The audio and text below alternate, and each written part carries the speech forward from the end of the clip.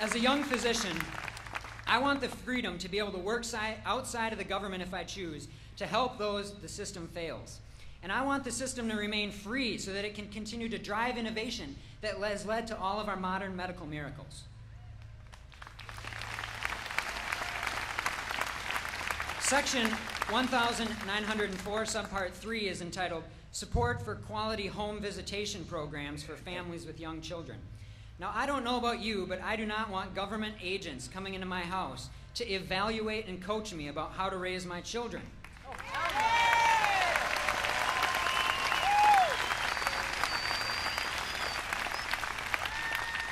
The bill states that this program is voluntary, but you can all imagine how quickly that could change. But forget for a moment about any darker side of these visitation programs. Forget about the disturbing trend of the cap and trade bill also wanting energy inspectors in your homes.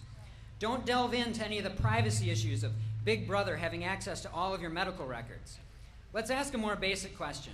In the midst of the greatest economic downturn since the Depression, where businesses are closing every day and our national debt is taking on the mathematical properties of a black hole, do we really need to spend billions of dollars for home visitation squads for all the new parents?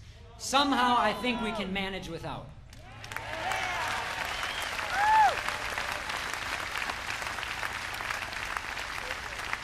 Speaking of finance, I read the Medicare Trustees Report for 2008. It states, quote, Medicare spent more than it took in as income. This required transfer of funds from the federal treasury in order to continue operations, close quote. We hear about auto and insurance bailouts, but did the media ever tell you about the Medicare bailout?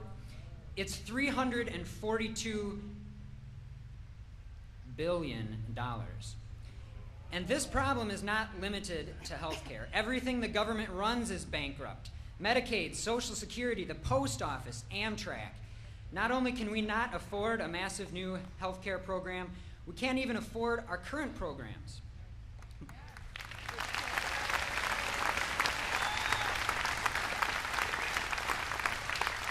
We will have to make some extremely difficult choices as a nation. Budgets will have to be drastically cut. The most humane place to cut, in my opinion, is our massive overseas spending. I believe that if we have any hope of balancing the budget, saving our dollar from destruction, and preventing a collapse of the Medicare system, which would allow us to continue to provide care for the senior citizens and the millions and millions of people who are already dependent on government health care, we simply must end our pursuit of empire. The wars must end, the troops must come home, not just from Iraq and Afghanistan, but how about Germany and Japan? I think World War II is over.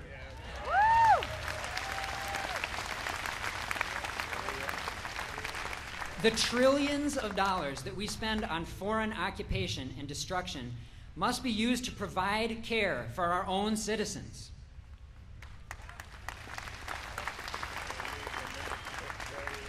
We must stop turning to government to solve all of our problems for us and realize that at best, the state is a necessary evil.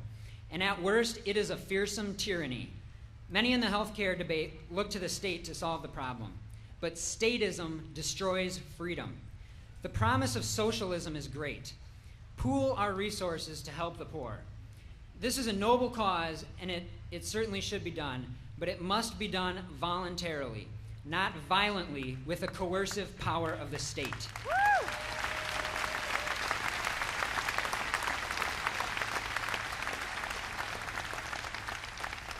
Listen to the words of Gandhi. Any action which is not voluntary cannot be called moral. If we want to call an action moral, it should be done consciously and as a matter of duty. Any action which is dictated by fear or coercion of any kind ceases to be moral. When the state mandates social programs, there is no free choice.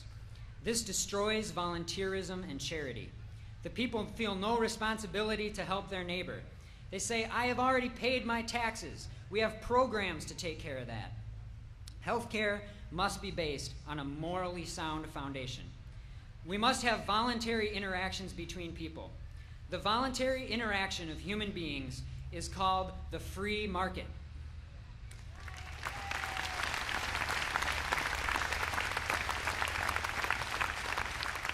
I believe that the free market must be the moral underpinning of the system to come. Now, when I started medical school, I was very taken by the socialist argument. I was shocked by the tremendous suffering of people right here in America. I looked around and I said, something must be done. And the people that I was surrounded in Madison were actively working to have the government do something, and so it seemed like the logical choice. But I now firmly believe that if you truly care about the poor and you truly desire to better the cause of humanity, you absolutely must support the cause of freedom.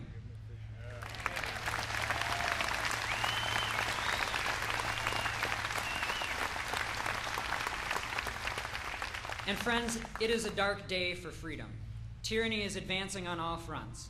I commend you all for coming out today and taking a stand. This Tea Party movement is the beginning of the rebirth of our limited constitutional republic. I encourage you, strive to learn more every day. Wake up your fellow citizens. I created WisconsinRepublic.org to be an informational resource for you. We have an enormous amount of information to help you educate others about the most important issues of the day. Please take advantage of it. It's a place to ask hard questions and to plan for the future of freedom in Wisconsin. Perhaps you disagree with market health care and you think we should have a single government payer. Better to keep that money in Wisconsin and run that program here for the people of Wisconsin than turning the power over to the corruption and inefficiency of Washington.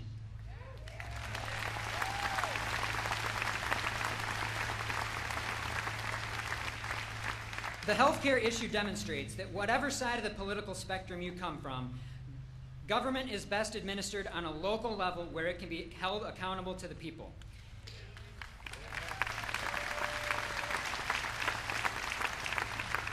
It is not about left or right as much as it is about distant versus local government.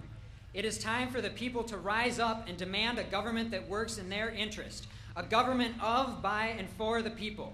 It's time for the people of Wisconsin to stand up for self-government and freedom.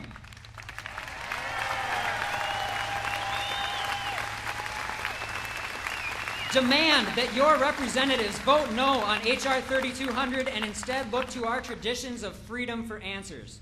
Together, we can create a healthcare system that serves the needs of all people. We will unleash the depths of human creativity and resourcefulness that will allow us to solve this generation's greatest challenges. We will restore a government that follows the will of the people. God bless you all, and God bless the free citizens of Wisconsin.